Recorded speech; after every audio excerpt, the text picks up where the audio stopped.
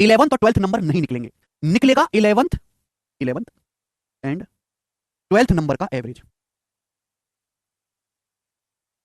11th and 12th number का सम।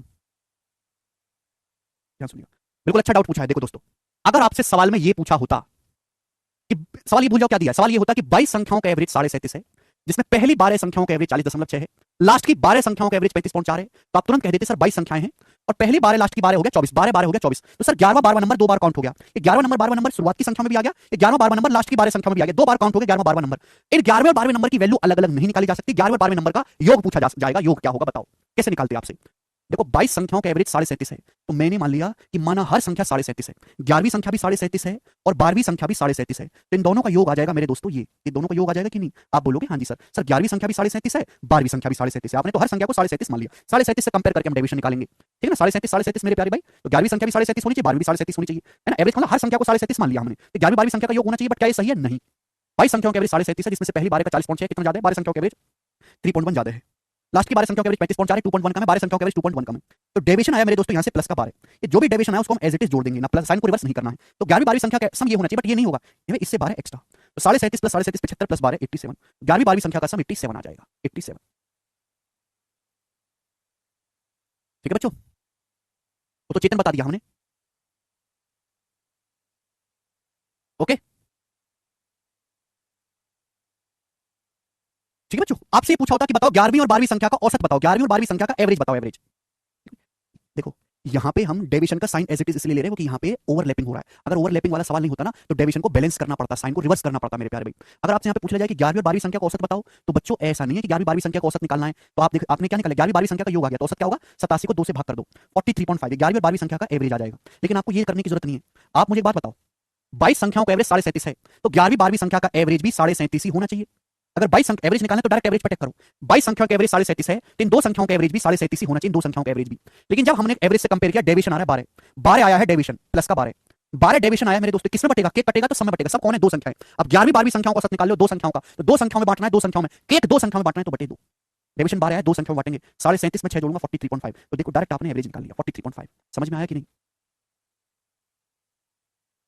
बहुत बढ़िया, आप बोलोगे हाँ जी सर बिल्कुल सही। लास्ट क्वेश्चन जल्दी से करेंगे। देखो सवाल, देखो मेंस का है तो मेंस का सवाल है तो थोड़ा तो लेवल होगा, प्री की तरह एकदम आसान तो होगा नहीं, बट मेरे तरीकों से करोगे तो ही आंसर आएगा, अदरवाइज तो कैलकुलेशन करते जाओगे फिर सवाल में उत्तर नहीं आने वाला। 25 संख्याओं का औसत 64 है। जो बच्चे कहते हैं पेपर आसान तो बहुत था सर, कैलकुलेशन बहुत ज्यादा थी, अरे वो कैलकुलेशन ज्यादा नहीं थी, तुमको तरीके आते ही नहीं है, ठीक है भाई। इस सवाल में कैलकुलेशन है, जो ये मेथड जानता नहीं है। 25 संख्याओं का औसत 64 है, ठीक है, 25 संख्याओं का एवरेज है 64, ठीक है बच्चों। पहली 13 संख्याओं का एवरेज, पहली 13 संख्याओं का एवरेज और लास्ट की 13 संख्याओं का एवरेज क्रम से 62.8 और 72.2 है। 25 संख्याओं का एवरेज 64 है मेरे प्यारे भाई, ठीक है ना। पहली 13 संख्याएं और लास्ट की 13 संख्याओं का औसत क्रम से है, पहली 13 संख्याओं का औसत है 62.8 और लास्ट की 13 संख्याओं का औसत है 72.2, 72.2। सवाल में 12वीं बोला है, 12वीं संख्या 61 है, एज इट इज बताया कि 12वीं संख्या की वैल्यू 61 है। यदि 12वीं और 13वीं संख्या को निकाल दिया जाए तो बाकी बची संख्याओं का औसत ज्ञात करो। बहुत बढ़िया सवाल, बुद्धि लगाने सवाल को करने के लिए। आपके पास 25 संख्याएं थी, 25 में से दो संख्या निकाल दी 12वीं और 13वीं, जैसे घर में 25 मेंबर है, 12वें और 13वें नंबर का मेंबर भगा दिया जाए घर से, तो बचेंगे कितने, 23 संख्याएं बचेंगी, 25 में से दो निकालनी, तो पूछन 23 संख्याओं का औसत क्या होगा मेरे प्यारे भाई। ये सब बाद में करिएगा, पहली 13 लास्ट की 13, 13 जमा 13 तो 26 होता है ना, संख्याएं 25, तो 13वां नंबर दो बार काउंट नहीं हो गया, ये पहली 13वें संख्या में भी आ गया, बाद की 13 संख्या में भी आ गया। तो आप मुझे बताओ, देखो 25 संख्याओं का एवरेज कितना है, 64, ठीक है ना। आपसे पूछा है कि बची 23 संख्याओं का औसत क्या होगा यदि 12वीं और 13वीं संख्या को निकाल दिया जाए। 25 संख्या में पहली 13 और बाद की 13 संख्याओं का एवरेज दिया, तो जो 13वां नंबर है दो बार काउंट हो गया। तो आप तो मुझे बताओ कि 13वां जो नंबर है वो एवरेज से कितना कम या कितना ज्यादा है, आप हमें ये बताओ मेरे प्यारे भाई, जल्दी से बताओ स्टूडेंट्स। तो आप कहोगे सर जी 25 संख्याओं का एवरेज 64 है, पहली 12 संख्याओं 13 संख्याओं का 62.8 है, कितना कम है, 1.2। 13 संख्याओं का एवरेज कितना कम है, 1.2 कम है। 25 संख्याओं का एवरेज 64, लास्ट की 13 संख्याओं का एवरेज 72.2, एवरेज से कितना ज्यादा है, 8.2। 64 8 72 होता है ना मेरे दोस्तों, 13 संख्याओं का एवरेज 8.2 ज्यादा है 13 संख्याओं का, तो कितना आएगा मेरे प्यारे भी, आप बोलोगे जैसे 91, 8.2 में से 1.2 घटाएंगे तो कितना आएगा, 7 91। तो 13वीं संख्या जो है वो 91 ज्यादा है, 13वीं संख्या जो है वो एवरेज से 91 ज्यादा है, 13वीं संख्या एवरेज से 91 ज्यादा है। तो 13वीं संख्या को निकालने की वजह से 91 का नुकसान होगा, 13वीं संख्या को निकालने की वजह से 91 का नुकसान होगा। आप बोलोगे हाँ जी सर, भाई 13वीं संख्या ऐसी है जो एवरेज से 91 ज्यादा है, अब एवरेज से 91 कमाने वाला बंदा घर से बाहर निकलेगा तो 91 का नुकसान होगा कि नहीं। आप बोलोगे हाँ जी सर। सवाल में बोला कि 12वीं संख्या 61 है, 13वीं संख्या को निकालने से 91 का नुकसान होगा। 12वीं संख्या 61, 12वीं संख्या को निकालने से क्या होगा बताओ। अगर 13 संख्याओं का सॉरी 25 संख्याओं का एवरेज है 64, अरे 12वीं संख्या निकाल देते हैं 61, आपके घर में 25 संख्याओं का एवरेज 64 है, हम एक 61 को बाहर निकालते हैं, एवरेज से 3 छोटी संख्या को बाहर निकालेंगे, एवरेज से 3 छोटी संख्या को बाहर निकालेंगे तो 3 का फायदा होगा।